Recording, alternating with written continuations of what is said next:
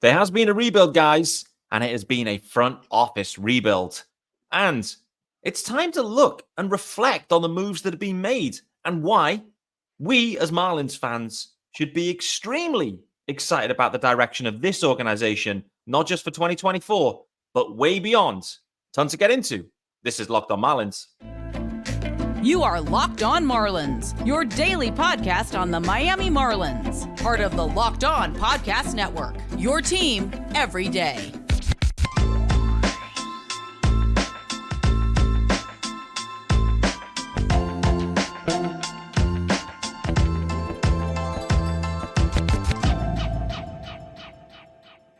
Greetings from England and welcome to Locked On Marlins. It's your daily Marlins podcast. I'm your host, Peter Pratt. Hit me up at Miami Marlins _UK. Yes, a semi-finalist in Marlins Twitter madness. Again. One day. Thanks for making Locked On Marlins your first listen.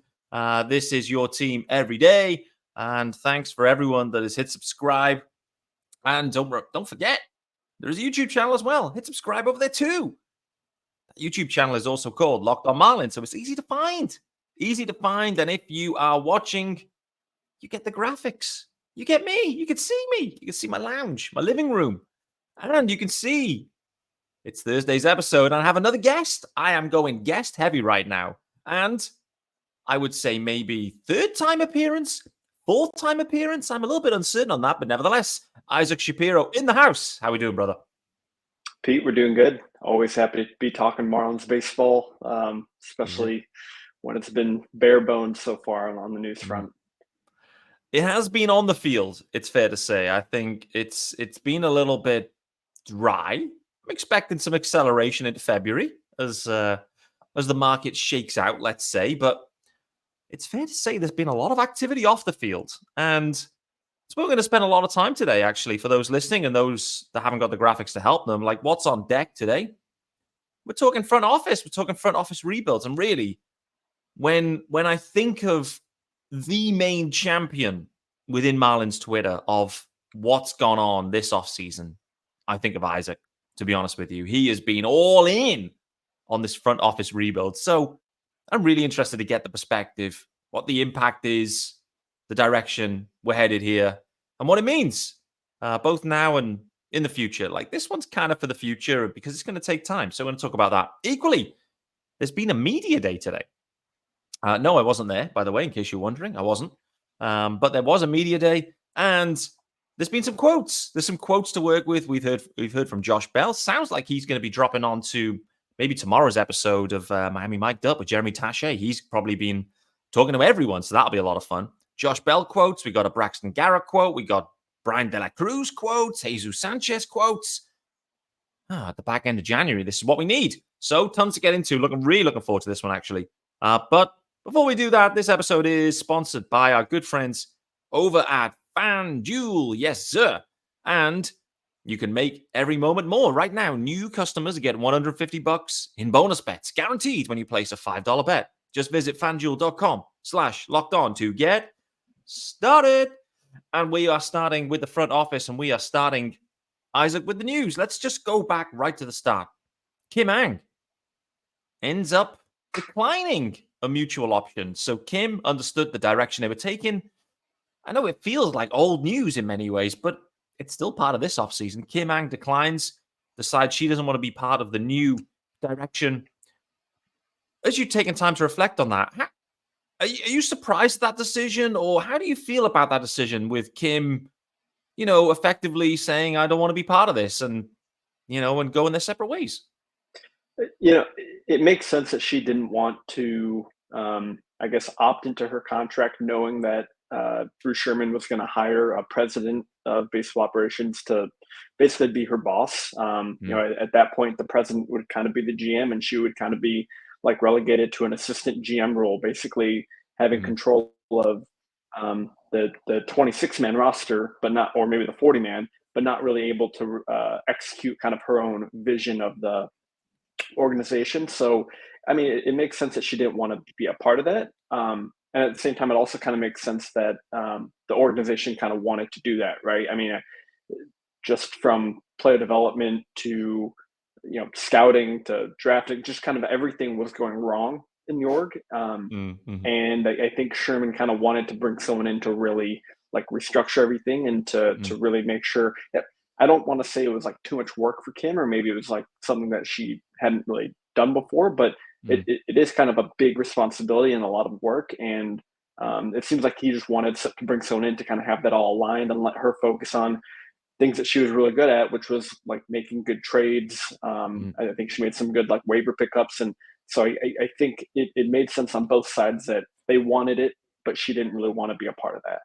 Yeah. Right call from Bruce, by the way, just in terms of like, we think the plan here for Bruce bringing in this president of baseball ops for the reasons you've outlined. It feels like you agree with that direction. The right call from Bruce to go down this path, yeah?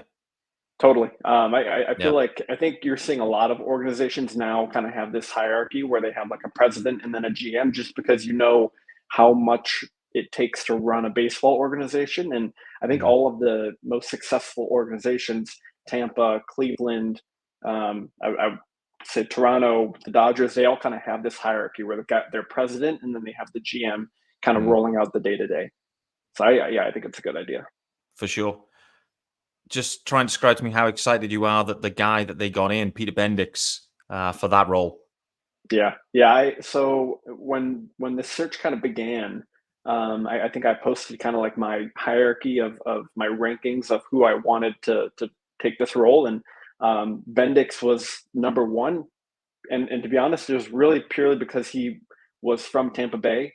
I remember at the beginning of last year, like during spring training or the winter meetings or something, I was watching MLB Network, and there's just this like nerdy kind of guy like talking on MLB Network, and I didn't know who it was, and then they showed that it was the Rays GM, and I was just like, oh my god, like this guy's got to be a genius if you're like that kind of guy, 36 years old, as like the GM of the Rays. And so kind of from there, I was really into him. And he's been working in Tampa Bay for I think the last 15 years. He's gotten to work under a lot of really smart people. And he's experienced. He's been the GM there for a few years. And so he was definitely my number one choice when it came to like who Bruce is going to hire. Because I think ever since like the Houston days when they were kind of building up their huge super team, or like their kind of their infrastructure, I've always wanted like a Marlins GM or president who was very like data driven, analytical, like kind of like cutting edge like that. And we'd gotten Jeter and we got Kim, and we just never really had this kind of leadership. So to get this kind of analytical, data decision president, it's everything that I've been like hoping for over the last several years. Yeah, it feels Sean Barrett was very much of the same thought as well, where your head's at was like, hallelujah, almost like it's time. You kind of had Derek Jeter's approach, Kim's, but it was not analytically driven.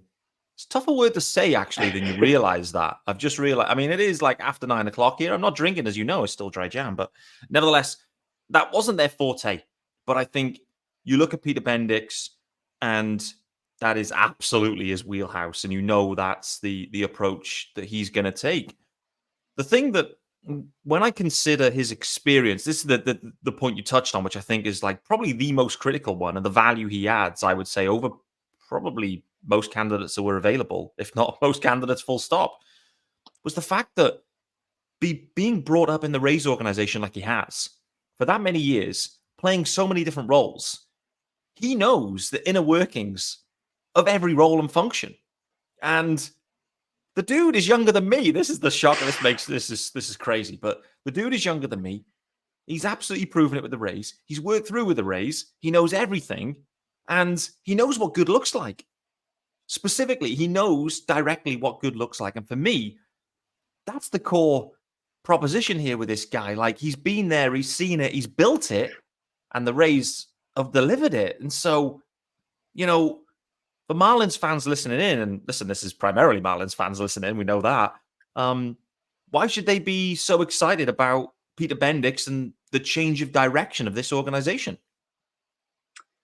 I would say that the main reason that they should be excited is that, and it's kind of something that I've also kind of gathered watching all of these new front office hirings be interviewed, is that he's bringing in a lot of very smart people from Mm, very different and unique backgrounds, and he's going to allow them to kind of really like push the envelope of like what like can be done in baseball, and he's going to generate this like very like just cutting edge, um, passionate and unique environment where the team's going to try to find every which way to form a competitive advantage. And let's face it, like when your owner is Bruce Sherman and it's not like John Middleton of the Phillies, like you have to find those advantages. They're not going to be yeah. able to just spend $300 million on a free agent. So it's Mhm. you really have to be very progressive, and you have to be very smart with,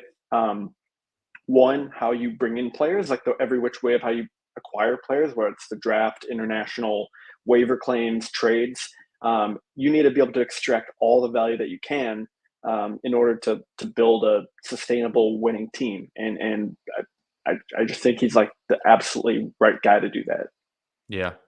What do you think his timeline looks like here? Like when he's in now, it's his first off season. He's getting to know everyone. He's brought in a load of guys around him, so that's great. But clearly, there's the playing staff at this point. You know, that's what he's inherited in many ways. So, how do we? What does the timeline look like here for Bendix and all the front office guys for these changes to start to kind of filter through and when we start to like see the results of this? Is this something we're going to see in 24 in some degree, or is this more like into 25, 26, and, kind of heading towards like a 2030 crescendo almost? Yeah. So the way I've kind of been thinking about it, like for example, on the international amateur, free agent side, I don't Hmm. think you're going to see much of that, until at least like a couple of years from now, just because like with these teenagers, they have these agreements already agreed upon like multiple years in advance. So Yeah. probably I would say like on the international front, a lot of these guys we see being signed are probably like even from the Kim era. Yeah. Um, on a player development standpoint, I would say that I feel like they're going to start to extract some value from the major league players that maybe we weren't seeing last year, like, using data to maybe get some low hanging fruit improvement from pitchers, from Mm. hitters, helping like guys like De La Cruz and Sanchez, whether it's helping them improve like in their strengths, or um, taking them out of like weak opportunities where it's like platooning more. Like I think we're going to see a lot of platooning, Yeah. and I think you're going to see like marginal improvement on that front in like this year in 2024. Hmm. Um, when it comes to like the minor leagues and the farm system, I think that's going to be a little lagged, kind of like international, where Mm. you're probably not going to see like the minor league improvements for a couple of years at least. So maybe like 2025, 2026 is when we might really start seeing the impact he's having there. But I don't see why the major league team can't see that immediate impact like starting this year, just because he Mm. brings in such a unique philosophy um, of data that is really going to just help players, improve on things that maybe they didn't even know about before. Maybe they didn't even, couldn't even see before because they lacked the information that they're going to be given from Bendix. Yeah. I think like a really good example of that in some ways is the guy that they've just hired. Forget his first name, but man, the man is in. Yeah, Who's the dude from like Driveline? I think the organization was. Just real kind of pitching mechanics specialist and whatever. And so, this is kind of where the Marlins are at now, where you've already got Mel Stottlemyre Jr., the absolute king of pitching development in many ways at the big league level, but they're like from a front office perspective and a coaching staff perspective, they're like creating roles now, unique roles for dudes and bringing them in. Like this guy's from like a third party, development firm rather than like from another organization. So like Peter Bendix is really already starting to show that he's thinking heavily outside the box, looking for those like marginal gains. The Marlins, it's pitching heavy. Obviously, that's a big priority for the organization, something we've been great at doing and developing. But even so, they continue to push the ticket, right? And this is the kind of exciting part is you're getting these moves, you're seeing these like different roles created, these different people, personnel coming in. And, it can only be a good thing for the guys that are on the roster right now or the guys that are pushing to be on the roster. And then, clearly there's the lag development piece you talk about. So a lot to be excited about there. Just talk to me when I think about pitching, when I think about the Rays, one thing always comes to mind is the creation and the use of openers and creative ways in terms of effectively platooning pitchers, really, in many ways, like this kind of approach to pitching. Do you see the Marlins taking advantage of some of that more so than they have done in the past, even in 24? The staff is, it's pretty traditional in some ways where you've got like probably 5 guys that want to go 6 from the start. So I guess there's a balance in terms of like, upsetting that routine, but equally like we've seen it in the Rays, they've been successful. So I'm interested to get your take on whether it's something that like the Marlins are going to look to implement a little bit more. Yeah, so it's a good question because right now, kind of if they don't trade any pitchers right now, they probably have like 8 guys for 5 spots, right? If you have got like Luzardo, Yuri, Braxton, Cabrera, Rogers, Meyer, Ryan Weathers, Hoeing, you could even say Soriano. And I know a lot of those guys don't have like much mileage on their arms. They can't really, they probably can't get to like 160, 170 innings, but if you have a total number of innings that you need, you can probably mix and match all of those guys to get to those innings. So while you only might have like 1 200 inning guy in Luzardo, or you might only have like 2 guys who even throw like 180 innings, you've got a lot of pitchers who are going to accumulate a lot of innings in like the grand sum. Like if you go look at the Rays, like each pitcher's like yearly inning count, I think they've only had like 1 player pitch over 200 innings like since in the last like 7-8 years, and that was Blake Snell. So they mix and match a lot to get their total inning count. It's not going to be guys going like 200 innings, but the Marlins have a lot of pitching depth, probably even more depth than they had last year. Even though Sandy's not going to be here, they probably have a little bit more depth, and they'll be able to use that depth to cover all of the innings that are needed.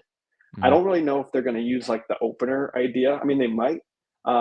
But the opener is something that like Tampa Bay kind of used to get their advantage, right? Things like the opener, that's kind of what Bendix is going to bring to Miami, where it's not going to be necessarily the opener, but that kind of thinking, that kind of like way of thinking of being cutting edge and trying something that no one's ever seen in baseball. That is what Bendix is trying to do with the Marlins. And so we might see the Marlins like spearhead some new movement that no one's even really thought about. Yeah, that's it. That's the exciting part. That's the bit, right? That's what gets the juices going. Like something that you've never seen before, thinking, using the tools that you have, for the edge. That's what they're looking for. And, what's to say that this approach with like, Fangraphs are projecting the Marlins at like, let's say a 500 club, just, for rounding it downwards, I think they've got them down for 82 wins. So, the Marlins are projected to be a 500 club at this point. What's to say like a bit of Bendix magic? And next thing is, again, a little bit of luck. You end up with an 85, 86 win team again, just because you're making these little marginal things, whatever that could look like. We probably don't even know what that is at this point. And so that's the exciting part, is the unknown, really, at this point. And, they've done a great job. Like the front office, I mean, you can't grade it any lower than an A, in my opinion. And I think you could even shoot towards an A+, to be honest. It feels just that impressive an offseason, to be honest, from a front office perspective. And so this is it, right? You get the personnel in, and then you can start to truly drive change and value from the guys that are there. So that's the exciting part. I've got it as an A, maybe even higher. Do you see it the same in terms of like what they've done off the field here with this front office rebuild? Yeah, absolutely. One thing I wanted to mention with kind of that marginal improvement is I think Gabe Kapler and both Gabe Kapler and Vinesh, when they were having their interviews with Marlins Radio, they both kind of mentioned the emphasis on sports science, and that's something that the Marlins previously had never really utilized, of really trying to find advantages using sports science. And those are the kind of things that you can see like immediately in 2024 because I think Vinesh said he was going to be focused on like acquiring products and tools that the team can use, like to improve and to measure themselves. And then Kapler, I think, is more on the side of like implementing that. Right. And those are just kind of like little marginal improvements that we're going to be able to see to really help this team accumulate a few more wins than they might be projected. Yeah. And then on the other side with Frankie Pilieri and Rachel Balkovich, I think. One thing that they both mentioned is just they kind of followed Bendix here because he's affording them the opportunity to like instill to kind of just like go against the grain and to really like take on like these challenges like as like the head of their departments. Like these are people that are coming from being like the second up or the third man up in their department, and now they're going to be given the reins to really and like the freedom to really be creative and come up with like just these like really unique solutions to improve the team. So I think they have knocked out of the park so far. Tell you the one thing that gets me thinking, just when you consider sports science, my head goes to like sports science wise, I consider like about, body preparation, recovery, all these kind of areas. My mind immediately goes to how can Jazz Chisholm Jr. stay on the field for 150? Like that's immediately where my head goes. And like if Jazz is on the field for 150, and like the toe was just a freak incident last year, to be honest with you. There was the oblique issue, which kept him out for a few weeks. But for me, for the Marlins, if you think about marginal gains, like if you can keep Jazz healthy, and listen, Jazz looks after his body as well. Like it's not like he isn't, but I just wonder, right? A different approach. Can you remove remove just those little 2-4 week absences, with a little oblique strain or something that just like lingers and then impacts you as well. Like these are the marginal things because the Marlins don't have a ton of depth in many areas. They actually have a strong, what I'm going to describe as 1-11, using like a soccer analogy. Like their 1-11 is pretty strong, in my opinion. But the bench isn't amazing.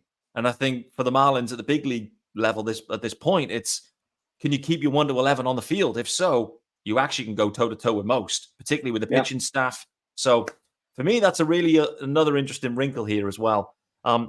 Let's do the ad, which is 10 minutes late. So, superiors will not be happy with that one. But nevertheless, this episode is brought to you by our good friends over at FanDuel. The NFL season is wrapping up, but there's still time to get in on the action with FanDuel. It is America's #1 sportsbook. Right now, new customers get $150 in bonus bets, guaranteed when you place a $5 bet. That's $150 in bonus bets. And here's the kicker: win or lose. The app is super easy to use and has so many different ways to bet. It includes live same-game parlays. Almost botched it, didn't. You can find bets in the new Explore tab, and you can make a parlay in the Parlay Hub. I see what they did there with that name. The best way to find popular parlays and more. So visit FanDuel.com/lockedon to make your first bet a layup. FanDuel, official partner of the NFL. All right, guys, back here with me, Peter Pratt and Isaac Shapiro on Thursday, the 25th of Jan, and we are talking front office rebuild. Well, I'm all in. We're all in. The question is, I guess, looking forward, is there anything they've got left to do with this front office? Like I'm looking at everything they've done and everything they've added. It feels like it's set now. There's maybe 1 or 2 tweaks that can be made. I think the interesting part that I've got in my mind is, is there going to be a Kim replacement? Is there going to be a GM at some stage? Or is Bendix going to kind of run this show with the other guys? I think that for me is kind of the final piece maybe, but maybe a piece that they address during 2024 or even after the season. What about you? Yeah, I think he's got so much on his plate right now, Bendix, that he's probably just going to run the show, maybe even through the entire year, and maybe next offseason he'll focus on actually hiring a GM. All of the positions that like the Marlins had filled previously, I think have already been filled, but I think we're going to see a lot more hires like the pitching strategists that we just saw. I think Craig mentioned that they're kind of just getting started on that.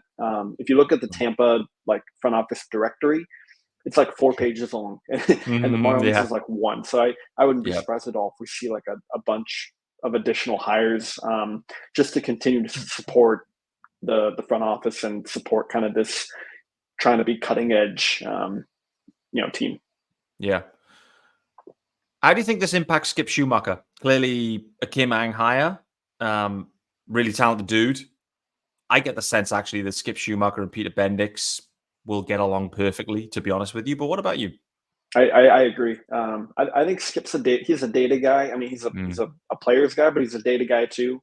Yeah. I think we saw that last year. Like, I think they were pretty like data driven, at least like in the clubhouse last year, and kind of with those like bullpen decisions and the pinch hit decisions and whatnot. So yeah, I think they're going to have a great relationship. And if they do well again, I don't see why they won't try to hammer out a long-term extension going into that option year. I don't see why Skip would leave, and I don't see why they would want Skip to leave. Nah, for sure.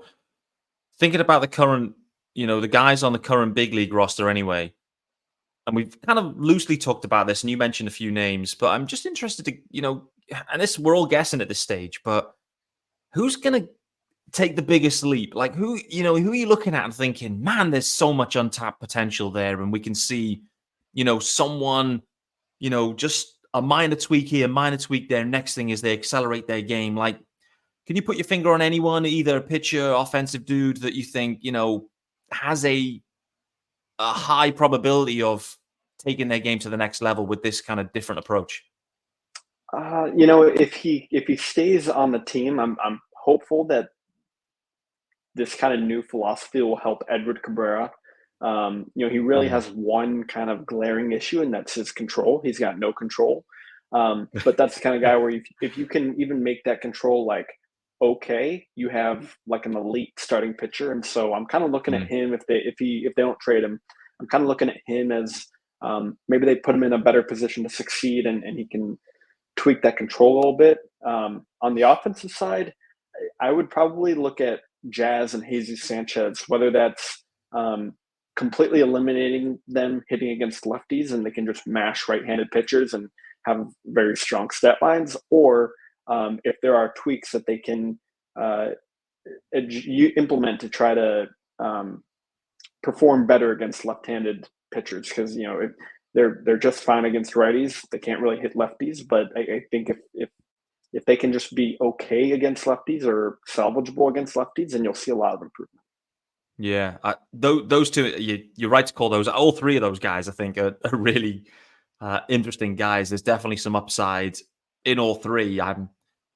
I'm least optimistic about Jesus Sanchez against lefties, frankly, and I sense that Avisail Garcia is going to play a role in that situation as the year goes on. But let's just we've kind of run out of time in some ways. Well, we haven't. We've still got some time, but I don't feel like we've got enough time to talk about the media day stuff. So I'm going to park that because I wanted to carry this on because, we're in the groove here. So why not?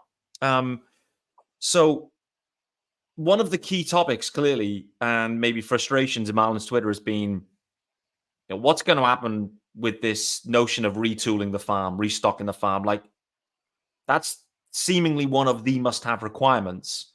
And it feels like to do that, you're going to have to move away some major league pieces. Naturally, the fans aren't particularly enamored with that idea because it then starts to sound like a bit of a rebuild in some ways. But with that being so, let's just start there. What's your take on that, just generally? And who could you see being sacrificed if it is to be this offseason, if they do need to sacrifice someone? Yeah, I've thought about this like too much.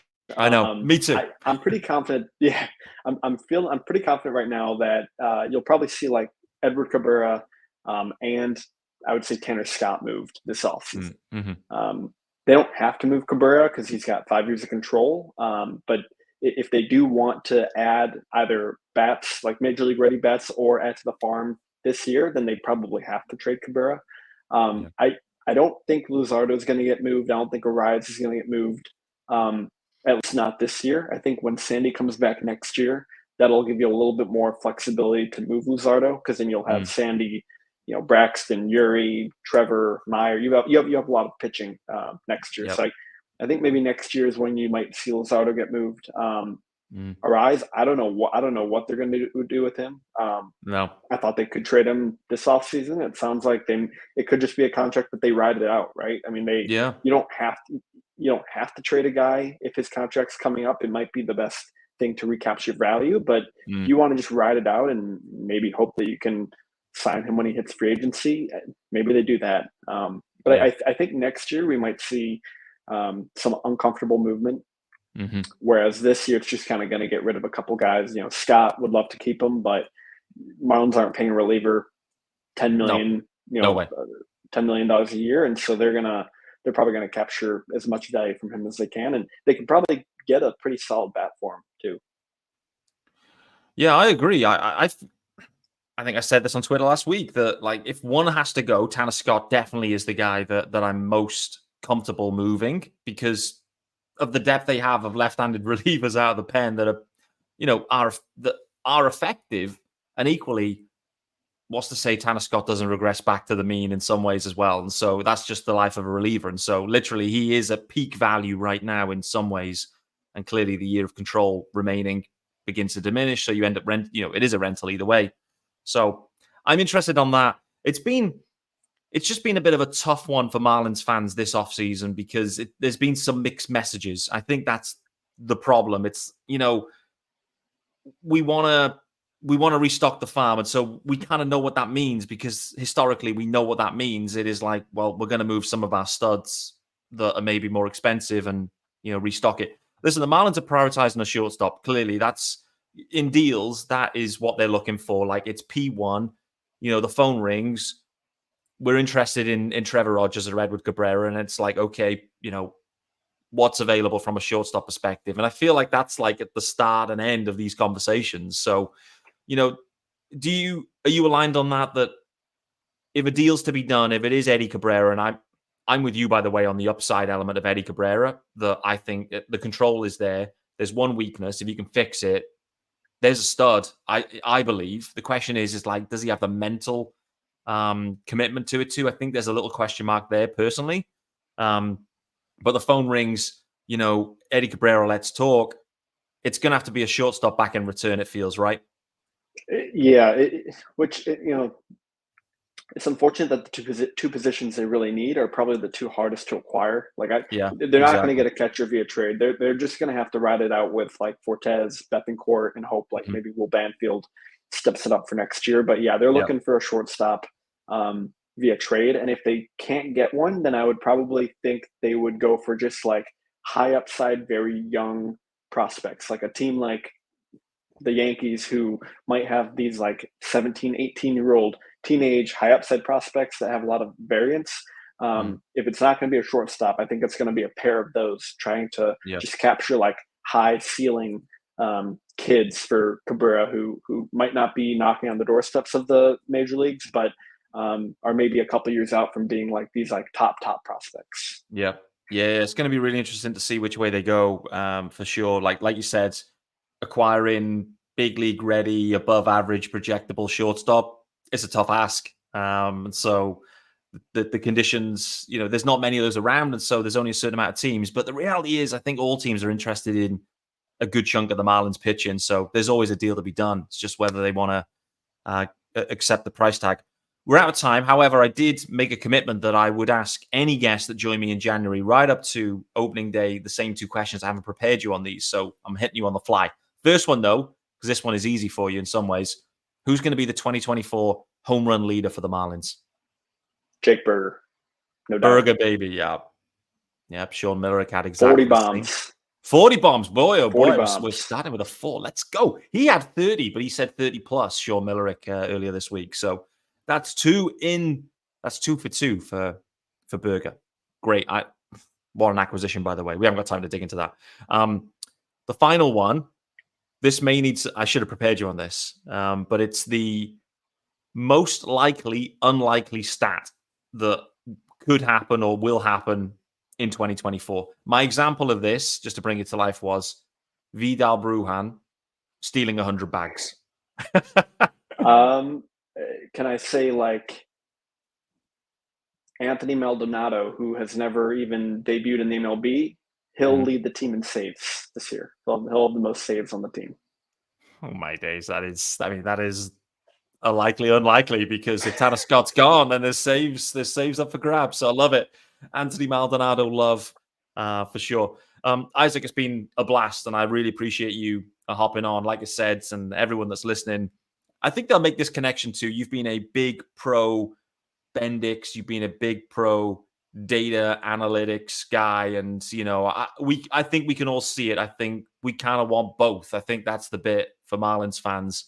We want the team to be competitive now because there's a good core there, frankly, but equally, we know that there's been problems historically with this organization in terms of drafting, in terms of development, in terms of everything else. Effectively, has just been below par, and so it's a necessary change, but it's one that is a really tough balancing act for Peter Bendix, and I think that is it's going to be the true kind of acid test for all of us in the next couple of months to see how it plays out. But yeah, it's been a lot of fun. Make sure you go ahead. Real quick, I know this isn't for everybody. I know this kind of like team building, it's not for everyone, but the team, they will be better off in the long run. Like no doubt about it. You've summed it up perfectly. You should have just said that, and I didn't have to say that full paragraph. We'd have finished 45 seconds sooner. All right, guys, and Isaac, appreciate it as always, and make sure you hit him up on Twitter or X, Savento17, as it's written out. The graphics there to help you, so hit that up. Guys, thanks for making Locked On Marlins your first listen of the day and joining me, Peter Pratt, and Isaac Shapiro. On Thursday, we have talked front office rebuild. And as we've summarized there, it's the right thing and the best thing for this organization long term. End of conversation. Look forward to seeing you guys tomorrow.